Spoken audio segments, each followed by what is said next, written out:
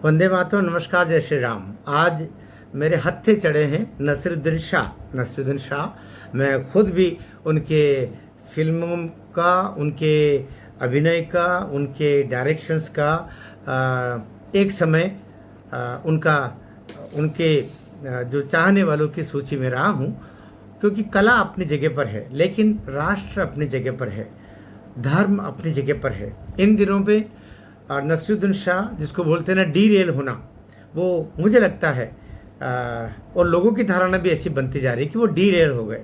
क्या होता है कि जब आप चाहते हो कि ऐसा हो या ऐसा होता चले, लेकिन वैसा जब नहीं होता है या जब वैसा नहीं होता चलता है, तो फिर व्यक्ति या तो खुद को, अपने आप को देखे कि मेरी सोच थी वो गलत थी, या मैं जो सोच रहा हूँ वो गलत सोच रहा हूँ, या फिर वो डी रेल हो जाता है।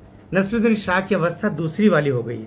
एक समय वे कला फिल्मों के भी, और गोविंद निहलानी कह लीजिएगा, बेनेगल कह लीजिएगा, वो कईयों के पसंदीदा अभिनेता रहे हैं। और उनके मैं सोचता हूँ कि पूरी दुनिया में काफ़ी चाहने वाले लोग होंगे। इन दिनों में वे एक ऐसे वाक्य को लेकर के, जिसको मैं सोचता हूँ कि पागलपन की अवस्था होगी कि ऐसा वाक्य उन्होंने कहा, लेकिन उन्होंने कहा, बीच में भी वो कहते रहे हैं, बीच में वो अनुपम खेर के लिए भी उन्होंने कुछ ऐसा वाक्य बोल दिया, जिसके कारण से अनुपम खेर ने कहा कि आप अपने दिमाग का शायद संतुलन खो रहे हैं, अपना इलाज कराएं। क्योंकि कोई भी राष्ट्रवादी, कोई भी सनातनी, कोई भी इस देश का भला चाहने वाला इन दिनों नसरुद्दीन शाह को पसंद नहीं आ रहा है।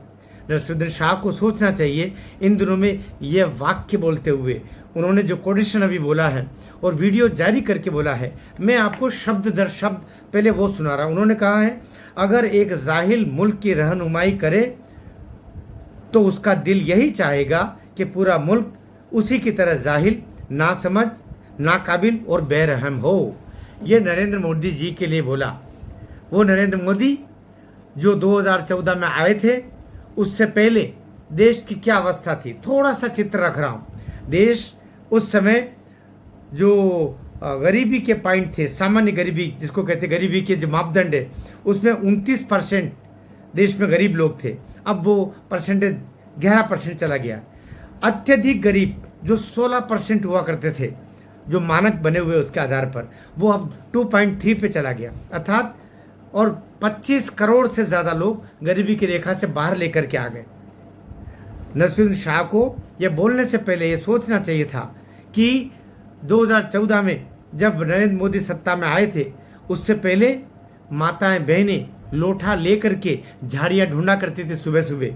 वहाँ पर घर घर शौचालय की व्यवस्था, घर घर सारी उज्ज्वला की योजना की तरह गैस टंकियाँ देना, फ्री में उज्ज्वला के कनेक्शन देना, फ्री में टंकियाँ देना, टंकियों के रेट कम रखना, सड़कें बनाना, साथ ही गांव को शहरों से जोड़ने के लिए सड़कें देना। ये आयुष्मान कार्ड, जिसके तहत हर गरीब भी 5 लाख तक का फ्री का, 80 करोड़ लोगों को फ्री का भोजन, 5 किलो अनाज हर मनुष्य को 80 करोड़ लोगों को अभी मिल रहा है। कोरोना के बाद से तो लगातार मिल रहा है। और उससे पहले भी 5 लाख तक का इलाज फ्री कराना, सबके घर 2.5 लाख तक का, गाँव में 1.5 लाख और शहरों में 2.5 लाख तक का मकान बनाने के लिए फ्री में अनुदान, ये सब योजनाएं। साथ ही देश का विकास भी करना। देश जहाँ पर बोफोर्स से लेकर न जाना क्या क्या आयात करके ही इतराते रहते थे, वहाँ देश अभी आयुध निर्माण के क्षेत्र में भी दुनिया के 6ठा देश बन गया है, जो विदेशों को वो अपने हथियार निर्माण करके बेच रहा है। हम विदेशों में लगभग 40,000 करोड़ से ज़्यादा का तो आयुध, अपने हथियार बेच चुके हैं। अपने हथियार, ब्रह्मोस जैसे मिसाइल जो बड़े बड़े विकसित और विकासशील राष्ट्र हमसे खरीद रहे हैं। ये नहीं दिखाई दे रहा नसरुद्दीन शाह को। नसरुद्दीन शाह को नरेंद्र मोदी क्या दिखाई दे रहे हैं? जाहिल।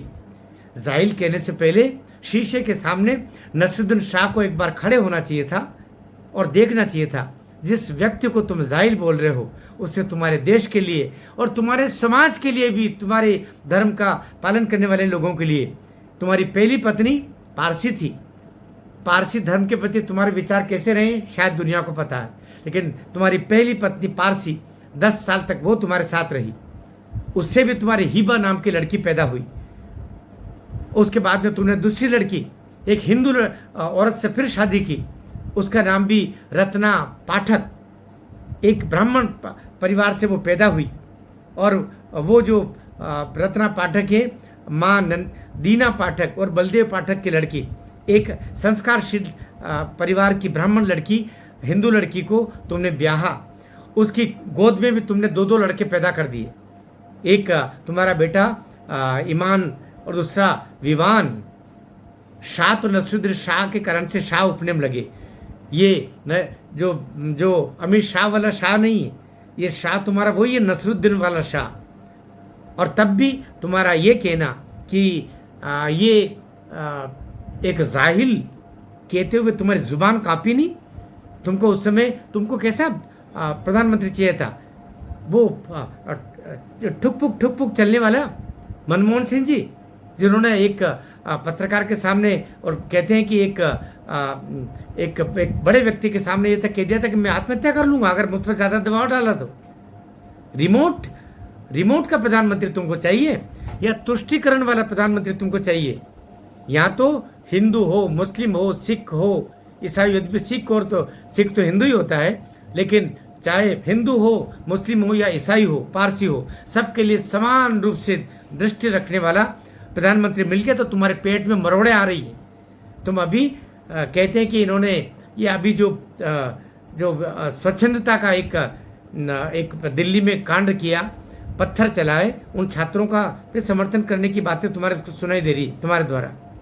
तो नसरुद्दीन शाह को फिल्मों ने बहुत कुछ दिया, तुम्हारे टिकट खरीद के हिंदू लोग भी पहुंचे तुम्हारे मन में, और तुम्हारी पत्नी एक हिंदू है जिससे 2 संतानें तुम्हारे धर्म को पालन करने वाली दे दी। तब भी तुमको शर्म नहीं है कि देश के जो यशस्वी प्रधानमंत्री के लिए तुम्हारे मुंह से जाहिल शब्द निकला? जाहिल शब्द बोलने से पहले 1000 बार उंगली तुम्हारी तरफ होना चाहिए थी और वो कहना चाहिए थी जो बोल रहा है ना वो 1000 गुना ज़्यादा जाहिल है। भारत माता की जय।